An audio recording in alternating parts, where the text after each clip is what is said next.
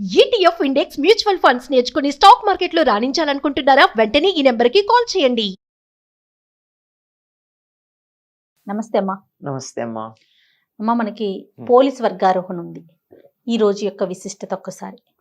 కార్తీక మాసంలో దీపాలు పెట్టడం యొక్క ఫలితం ఏమిటో తెలియచెప్పేది పోలీస్ వర్గానికి వెళ్ళడం. ఈ దీపం పెట్టడం అనేది ఎంతో ప్రాధాన్యం వహిస్తుందమ్మా కార్తీక మాసంలో. ఎందుకంటే ఈ నెల వెన్నెల ఎంత వెలుగులో ఉంటుందో చీకటి అంత దట్టంగా ఉంటుంది. ఎందుకంటే ఈ సమయంలో భూమి సూర్యుడికి చాలా దూరంగా ఉండే కాలం, అందువల్ల చలి ఉంటుంది. అందుకని దీపాలకి ప్రాధాన్యం. మళ్ళీ దీంట్లో ఆధ్యాత్మిక విషయం పక్కకు పెడితే లౌకిక విషయం మాట్లాడుతున్నాను నేను. ఇది దీపానికి ప్రాధాన్యం. పైగా చలిగా ఉంటుందేమో, నువ్వుల నూనెతో వెలిగించినటువంటి దీపం పెట్టినట్టయితే అది ఆరోగ్యానికి మంచిది. ఇదేదో వైద్యులు కూడా అంగీకరించారు. కొలెస్ట్రాల్ ఎక్కువ రాకుండా ఉండడానికి ఆ నువ్వుల నూనెతో దీపం వెలిగిస్తే వచ్చే పొగ పీలిస్తే తగ్గుతుంది అని. అది అందువల్ల ఈ నువ్వుల నూనె దీపం పెట్టడం, ఈ నెల పెడితే ఫలితం ఏమిటి అన్నది మనకు అనుమానం వస్తే ఆ అనుమానాన్ని తీర్చడానికి ఒక కథ చెప్పారు. ఇది పోలీస్ వర్గానికి వెళ్ళడం. మనకి ప్రతిదీ కూడా ఒక వ్రతం ఏదన్నా చేసినప్పుడు, ఒక పూజ కానీ చేసినప్పుడు దానికి ఫలితం ఏముంటుంది అని అడుగుతారు. మనకి నాకేమిటిట అని అడిగే పద్ధతి ఉంది. ఏదో ఉండాలి కదా. ప్రయోజనం అనుద్దిశ్య నమందోపి వర్తతే. ఒక ప్రయోజనాన్ని ఆశించకుండా ఒక పిచ్చివాడు కూడా ఏమీ చెయ్యడు. కనుక మనం పిచ్చివాళ్ళం కాదు కదా. ఏదో ఒక ప్రయోజనం కావాలి. మీరు నెల దీపం పెడితే ఈ ప్రయోజనం ఉంటుంది అని తెలియజెప్పేటటువంటి ఒక ఇతివృత్తాన్ని ఉదాహరణగా చెప్తారు.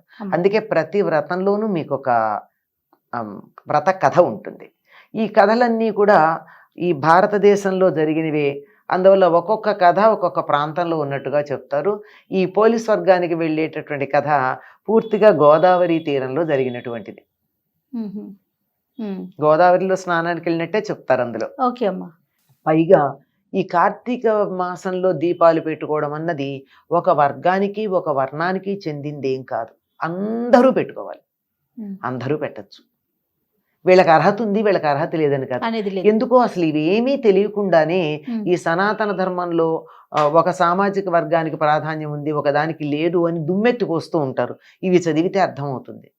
కరెక్ట్ అమ్మా. ఇవి చదవకుండా హాఫ్ నాలెడ్జ్ అంటే డేంజరస్. అది దాంతో వచ్చేటటువంటి సమస్య.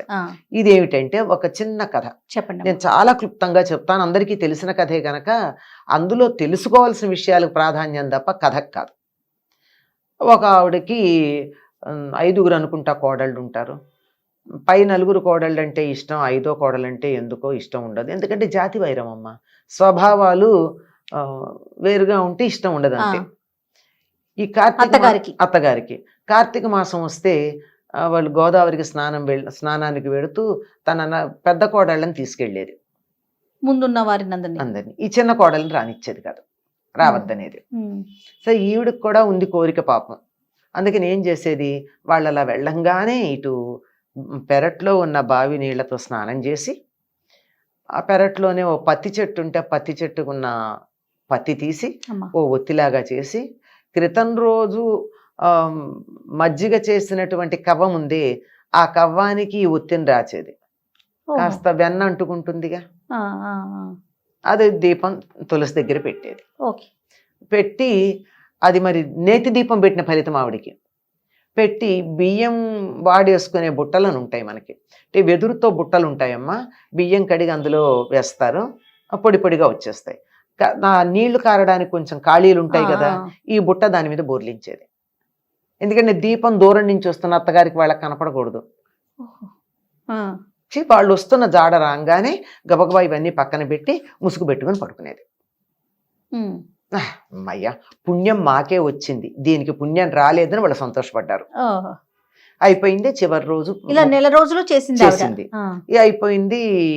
చివరి రోజున వీళ్ళందరూ ఆ గోదావరిలో దీపాలు వదలడానికి వెడతారు కదా, అలా వెళ్ళారు. అలా వెళ్ళేటప్పటికీ వాళ్ళకి దేవదూతలు ఈ చిన్న కోడల్ని, దీని పేరు పోలి, ఈ చిన్న కోడలిని విమానంలో ఎక్కించుకు తీసుకెళ్తున్నట్టు కనపడింది. వాళ్ళందరినీ పెట్టి ఎవరు మీరంటే ఇదిగో మా పోలి అన్నారట. అవును మీ పోలే మేము తీసుకెళ్తున్నాం. ఎందుకు తీసుకెళ్తున్నారు అంటే మేము స్వర్గలోకానికి తీసుకెళ్తున్నాం. ఎందుకు? ప్రతిరోజు దీపం పెట్టినందుకు మమ్మల్ని తీసుకెళ్ళమని కూడా వీళ్ళు అడిగారు. అడిగితే వాళ్ళు కాదన్నారు. వాళ్ళు ఏడిపించాలంటే వాళ్ళకి ఏముంది పెద్ద విషయం. కాస్త కిందగా పెడితే వీళ్ళు పట్టుకున్నారట ఆ పోలిని, వీళ్ళని ఆ విమానాన్ని పట్టుకుంటే దేవదూతలు తోసేశారు. వీళ్ళందరూ నదిలో పడ్డారు. సరే బయటకు వచ్చారు.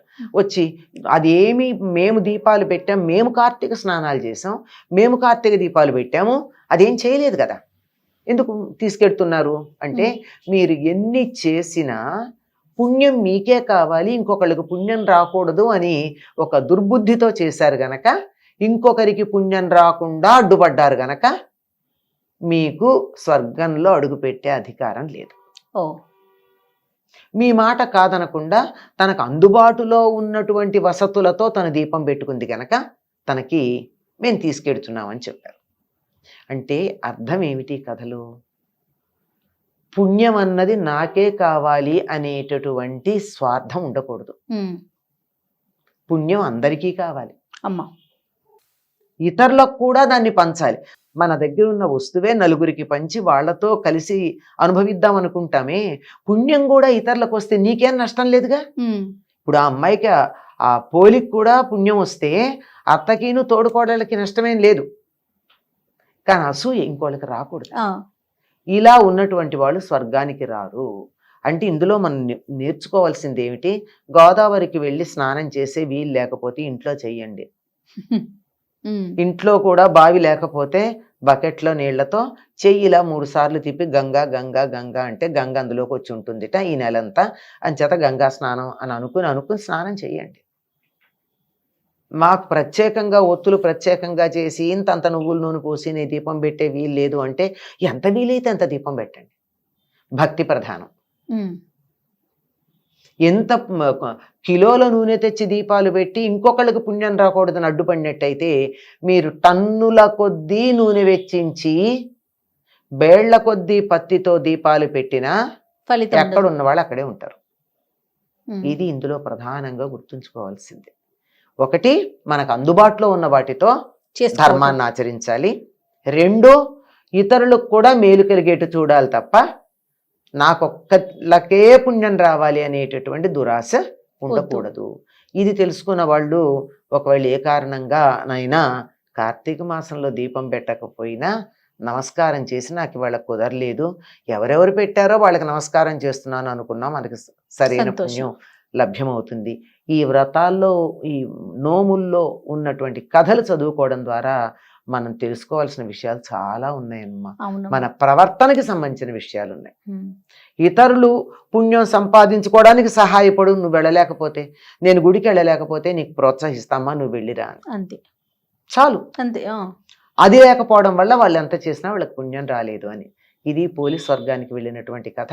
ఇది కార్తీక మాసంలో అమావాస్య నాడు చిట్ట చివరి రోజు చేస్తారు. ఆ రోజు మంగళవారం శుక్రవారం అయితే అయ్యో మన ఇంటి ఆడబడుచు కదా ఎందుకు పంపిస్తాము అని చెప్పి మాట్లాడి చేస్తారు. ఓకే. ఇంకా ఆ రోజు ఏమైనా ప్రత్యేకమైన విధి విధానాలు పాటించాలమ్మా? ఏమీ లేవమ్మా. ఈ కార్తీక మాసం అంతా ఏం విధి విధానాలు ఉన్నా తెల్లవారుజామున సూర్యోదయానికన్నా 1.5 గంటల ముందు స్నానం చేయడం, తులసి దగ్గర దీపం పెట్టడం, ఆహార నియమాలు పాటించటం. ఆహార నియమాలు ఉన్నాయి కదా మనకి.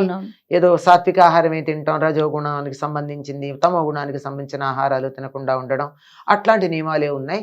సాయంత్రం మళ్ళీ ఎలాగో దీపం పెడతాం. ఇంకా అమావాస్య ఉంది గనక, కార్తీక మాసమే గనక తులసి దగ్గర మళ్ళీ సూర్యాస్తమైన తర్వాత దీపం పెట్టుకుంటాం. అంతే. నమస్తే. నమస్తే అమ్మా.